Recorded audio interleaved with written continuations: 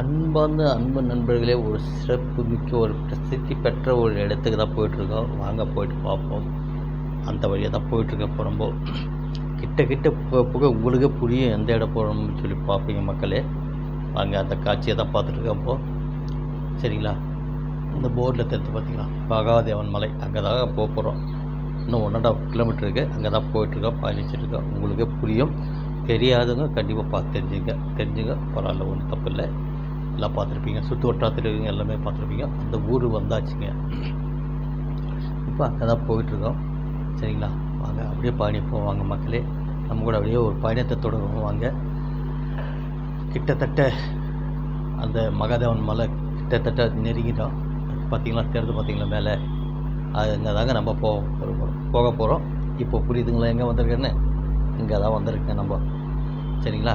இதை பார்க்க தான் வந்திருக்கோம். வாங்க அப்படியே ரோட்டில் பயணிப்போம். வாங்கலை?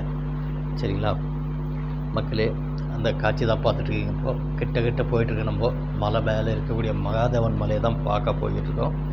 நீங்களும் வாங்க கூடவே பயணிக்கலாம். சரிங்களா? இது இப்போ தான் இது புதுப்பிச்சிட்ருக்காங்க. ஸோ ரொம்ப காலமாக பண்ணிகிட்ருக்காங்க. ரொம்ப அற்புதமாக நடந்துகிட்ருக்கு. இங்கே வந்து ஒரு சாமிஜி ஒருத்தர் இருக்கார். முடிந்தால் அவரையும் கண்டு கழிப்போம். வாங்க. கோயில் தோரண வாயிலாம் ரொம்ப அற்புதமாகவும் ஆடம்பரமாகவும் ரொம்ப அருமையாக இருக்குது. மலைப்பாதை வந்து ரொம்ப பிரமாதமாக இருக்குது பார்க்குறதுக்கு. அப்படியே பயணிப்போம். வாங்க. நம்ம கூட அப்படியே ஒரு சிறிய பயணமாக வாங்க போகலாம். இது வந்து கோயிலுக்கு கீழே அடிவாரத்தில் வந்து ஒரு தெப்பக்குளம் மாதிரி கட்டியிருக்காங்க. ஸோ அந்த தெப்பக்குளத்தை தான் நீங்கள் அந்த காட்சி தான் பார்த்துட்ருக்கீங்க. அந்த மதில் செவத்து மேலே பார்த்தீங்கன்னாக்கா எல்லாம் பசு பண்ண சிலைங்கள்லாம் வச்சுருக்காங்க. பசுவண்ண சிலைகள்லாம் வச்சுருக்காங்க. அப்படியே பயணித்தோம்னு சொன்னாக்கா, இங்கே வந்து ஒரு பனைமரம் இருக்குது. பனைமரத்துக்கு கீழே வந்து காலபைரவர் வச்சுருக்காரு. ரொம்ப அற்புதமாக அமைச்சிருக்காங்க. அதை தான் பார்க்குறோம் நம்ம காட்சியில். சரிங்களா? ஒரு பனைமரத்துக்கு கீழே வச்சுருக்காங்க. இது தாங்க தெப்பக்குளம் அமைக்கப்பட்ட ஒரு இடம். அது இன்னும் வேலை பணிகள் நடந்துட்டு தான் இருக்குது. ஸோ அதே மாதிரி இது தாங்க கோபுரம். இதே கோபுரம் வந்து மறுபக்கம் இருக்குது, அந்த பக்கத்தில் இருக்குது. அதையும் பார்க்கலாம் வாங்க. இதெல்லாம் வந்து புதுசாக புதுப்பிச்ச இடம் இது. சரிங்களா? அப்படியே பயணிக்கலாம் வாங்க. அப்படியே உள்ளார போய் பார்ப்பாங்கல்ல நண்பர்களே. கிட்டத்தட்ட நம்ம வந்தாச்சு. ஸோ கடந்த ஒரு 2 நிமிடம் 3 நிமிஷத்தில் நம்ம போய் சேர்ந்துடும். வந்து சேர்ந்துட்டு நம்ம வாங்க. வே டூ கோவிலுக்குள் செல்லும் வழி, திருக்கோயிலுக்குள் செல்லும் வழி. வாங்க, போர்டு காமிச்சிட்டாங்க. அப்படியே அதன் முறையிலே நம்மளும் போவாங்க உள்ளார. வெயில் கால் பயங்கரமாக சுடுதுங்க. பட்டு பழகுது. கிட்டத்தட்ட பார்த்தா மணி ஒரு 12:30 மணி ஆகிட்டுருக்கு. ஆமாம், 12:30 மணி ஆகிட்டுருக்கு. ஸோ நல்ல வெயில்.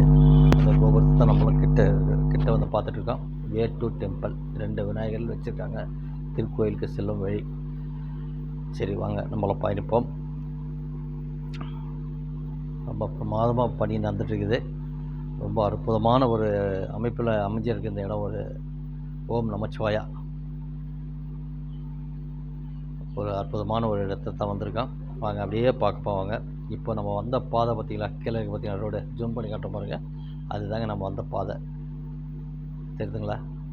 ரொம்ப அருமையாக அற்புதமாகவும் இருக்குது. வெயில் சரியான வெயிலுங்க. ஒரு மூடு பனியாக தெரியுது பாருங்கள். மேலே வந்ததுக்கு அந்த வெயில் செம வெயில் காயுது. ஸோ இருந்தாலும் ப்ளசண்ட்டாக சில்லுன்னு இருக்குது, நல்லாயிருக்கு மேலே. சரிங்களா? வாங்க அப்படியே போவாங்க. இங்கே வந்து ஒரு சிலை வச்சுருக்காங்க. இது வந்து ஒரு 140-42ன்னு சொல்லி சொன்னாங்க. சூளம் வச்சுருக்கிறது ரொம்ப அற்புதமாக வச்சுருக்காங்க. பார்க்கறதுக்கே ஒரு பிரமிக்கக்கூடிய ஒரு சூளமாக தான் இருக்குது. வாங்க பார்ப்போம். அப்படியே மேலே போய் பார்க்கலாம். மேலே போகலாம் வாங்க. அந்த சூளத்துக்கே வந்து சிவனை வடிவமைச்சிருக்காங்க. ரொம்ப அற்புதமாக பண்ணியிருக்காங்க. ஒரு சிறப்பாக இருக்குங்க, பார்க்கறதுக்கு ஒரு சிறப்பாகவே இருக்குது. ஆமாம், சுற்றிலும் இது வந்து புதுசாக புதுப்பிக்கப்பட்ட ஒரு ஸ்தலம். ஆமாம், அற்புதமான ஒரு ஸ்தலமாக தான் இருக்குது. அப்படியே பார்க்கலாம் வாங்க. இது மறுபுறம் உள்ள கோபுரம். இது அந்த கோபுரத்துக்கு முன்னாடி பார்த்திங்கன்னா ஒரு நந்தி வச்சுருக்காங்க. சரிங்களா? தெரியுதா பார்த்தீங்களா? இந்த கோபுரத்து கீழே வந்து ஒரு நந்தி இருக்குது. காட்டுறேன் வாங்க உங்களுக்கு. அப்படியே மேலே போவாங்க. அப்படியே மேலே போயிட்டு உள்ளார போகலாம் வாங்க. அப்படியே பயணித்து வாங்க, நம்ம கூட ஃபுல்லாக வாங்க. வாங்க பார்ப்போம். இது தாங்க மேலே கருவறை கிட்ட வந்தாச்சு நம்ம. ஸோ உள்ளே வந்து மூலவரை வந்து பதிவு போடக்கூடாதுன்னு சொல்லிட்டாங்க. ஸோ அதனால் பக்கம் உள்ளே வந்து வெளிப்பிரகாரத்தை எடுத்துருக்கோம். இது தாங்க பழைய கோயிலோட அமைப்பு. இது தான் சரிங்களா. இதுதாங்க பழைய கோயிலோட அமைப்பு. இதை சுற்றி அமைக்கப்பட்ட இடமெல்லாம் வந்து புதுசாக நிர்ணயிக்கப்பட்டது. இப்போ வாயிலா ஜீவன்கள் இங்கே உட்காந்துருக்கு, வெயிலுக்காக ஒதுங்கி உட்காந்துருக்கு. ரொம்ப அற்புதமாக அதை தான் நம்மளும் காட்சியில் பார்க்குறோம். அதே மாதிரி இந்த வெள்ளை கல்லால் அமைக்கப்பட்ட ஒரு கணேசம் இருக்குது.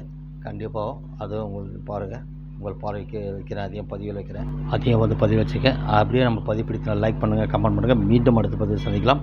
மறக்காமல் சப்ஸ்கிரைப் பண்ணுங்கள்.